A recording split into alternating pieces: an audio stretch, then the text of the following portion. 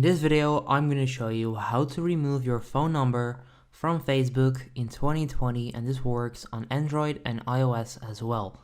So right now, I'm going to show you how you can remove your phone number from your Facebook account.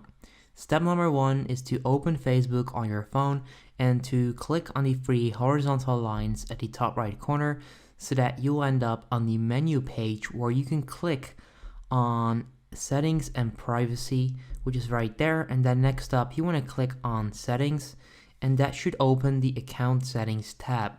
Now once you're here, you want to click on personal information, which is at the top, and then you can click on phone number right there. So click on phone number, and then right there you can click on remove. You simply want to pick that and then click on remove number, and then type in your Facebook password, which I'm gonna do right now. There you go. Click on remove phone. Let me do that once again. And there you go. Changes saved. That's exactly how you can remove your phone number from Facebook in 2020. Now, if this video helps you out, make sure you go ahead and leave a like on this video. I would appreciate that. Comment down below and let me know if this works. I would appreciate that as well, and then I'll see you in the next video. Peace out.